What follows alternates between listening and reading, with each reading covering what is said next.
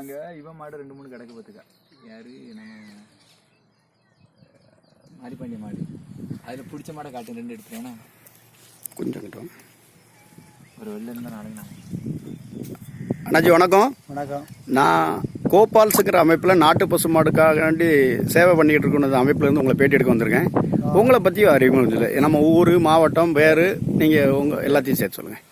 திருநெல்வேலி மாவட்டம் ராதாபுரம் தாலுகா கும்பிகோளம் கிராமம். உங்கள் பேர்? என் பேர் மூக்காண்டி. மூக்காண்டி. நம்ம கிட்ட உங்களுக்கு வயசு என்னாச்சு? இப்போ வயசு இப்போ 45 ஆச்சு. இப்போ நம்முடைய பசுக்கள் நம்மகிட்ட எவ்வளோ இருக்கு? இப்போ 30 பசு இருக்கு. 30 பசு, கொஞ்சம் கூடவே இருக்கலாம் கண்ணுக்குட்டியெல்லாம் சேர்த்து. ஆமாம், எல்லாம் சேர்த்து எல்லாம் ஒரு 50-60 அண்ணன் சேரும். நாம இதை யார்ட்டையும் வாங்கலை. நம்ம பரம்பரை எவ்வளோ நாளாக இதை பசுவை பராமரிச்சிட்டு இருக்கீங்க? இது இப்போ தாத்தா இப்போ 5வது தலைமுறை. நீங்கள் 5வது தலைமுறை? ஆமாம். சரி சரி சரி சரி. இப்போ முன்னாடி இருந்ததுக்கும் இப்போ இருந்ததுக்கும் நமக்கு மேய்ச்சலுக்கான என்ன பிரச்சனை இருக்குன்னு நீங்கள் நம்புறீங்க? மேய்ச்சலுக்கான ரொம்ப கஷ்டமா இருக்கு. மேய்க்க முடியல.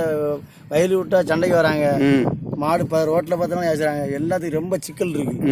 இந்த மாட்டை வச்சு பராமரிக்க முடியல. ரொம்ப இது நாட்டு மாடு இல்லாம எங்களால இருக்க முடியாது. நாட்டு மாடை வச்சுதான் உயிரின வாழுது. ஆனா நாட்டு மாடு இல்லைன்னா நாட்டு மாடு பாலை குடிச்சா நல்லா இருக்கு. எந்த நோயா இருந்தாலும் தீர்ந்து போயிருது. ஆனா நாட்டு மாடை கண்டா இப்ப சிலவங்க நல்லா பாசமா பார்க்காங்க. சிலவங்க கம்பெடுத்து அடிக்க வராங்க. ஏன் தோட்டத்தையும் விட்டுன்னு கேட்காங்க. ரொம்ப ஒரு கஷ்டப்படுத்தாங்க. இதை வச்சு பிள்ளை எல்லாருமே இதை வச்சுதான் வாழ்ந்துருக்கோம்.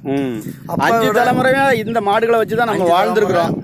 5 தலைமுறை வாழ்ந்துருக்கோம். ஆனா இப்ப வாழ்றதுக்கு லோக்கல்ல மேய்ச்சல் நிலங்களும் மக்கள் மத்தியில இதை பத்தின ஒரு புரிதல் இல்லாதனால எல்லா பக்கம் விரட்டக்கூடிய சூழல் இருக்கு. கண்டிப்பா என்ன இருந்தா உங்களுக்கு இதை மீண்டும் சிறப்பா பண்ண முடியும்? இது மழை இருந்தா இது சிவண்டா சிறப்பு பண்ணலாம். மழை இருந்தா? ஆமா. அப்போ நமக்கு மேற்கு தொடர்ச்சி மலைன்னு சொல்லக்கூடிய மேற்கு தொடர்ச்சி மலை தான் வேணும் எங்களுக்கு. வேணும்.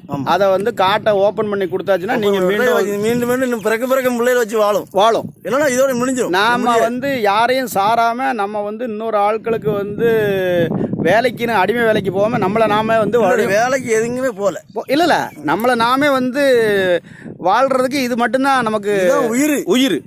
இதான் உயிர். ரொம்ப சந்தோஷம். என் உயிரே அதான். இப்ப நம்மளுடைய தாத்தா காலத்துல நடந்த சம்பவத்தை சொல்லுங்க. தாத்தா காலத்துல அவங்க எல்லாம் மேய்க்கும் போது மழை இருந்துச்சு. மழைக்காடுலாம் இருந்துச்சு. எல்லாம் ஒரு பிரச்சனை காடு தெரியும். நாங்க வந்த போறதான் காடெல்லாம் அடப்பட்டுருச்சு. கம்பு பாடுறாங்க. பெரிய தாத்தா மாடு மேய்க்கும் போது உள்ள அது லட்சுமண கோனாரு மறுபடியும் மலையில மாடு மேய்ச்சி அவரு மரணம் அடைஞ்சிட்டாரு. அங்கே மேய்ச்சிட்டு இருக்கும் போது மரணம் அடைஞ்சிட்டாரு. மாடு மேய்ச்சிட்டு எப்படி இறந்தாரு அவரு. எத்தனை ஆண்டுகள் இருக்கும்? சுமாரா ஒரு 30-40 வருஷங்கள் இருக்கும். 50 வருஷம் கிட்ட இருக்கும். சரி.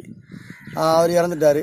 அவர் இறந்த பிறகும் இப்போ நாங்கள் கஷ்டப்பட்டு மேய்ச்சிட்டு இருக்கோம். ஆனால் ஜல்லிக்கட்டுக்கு எந்த மாடு ரேஸுக்கு அந்த கூசா மாட்டை வச்சா ஒண்ணுமே பண்ண முடியாது. அது குப்பை.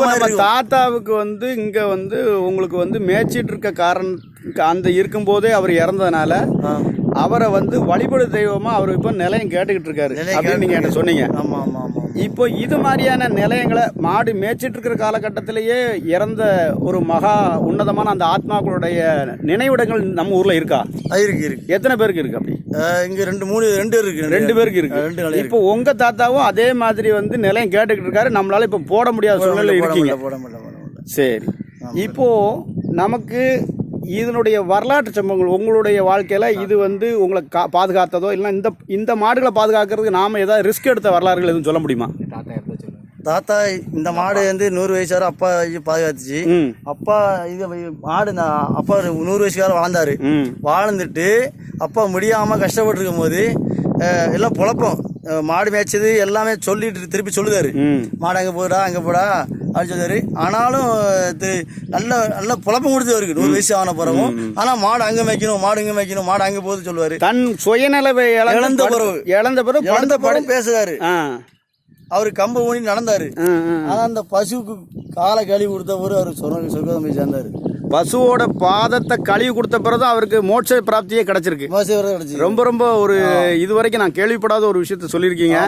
நம்முடைய மனித சமூக வரலாற்றுல எல்லாருமே ஈஸ்வரன் நோக்கி அந்த பயணத்துல அவருடைய 100 ஆண்டுகள் பூர்த்தியான பின்பு பசுவோட காலை கழுவி அவருக்கு 2 சொட்டு கொடுத்ததுக்கு அப்புறம் தான் அவர் மோட்ச பிராப்தி அடைச்சுன்னு சொல்ல வரீங்க.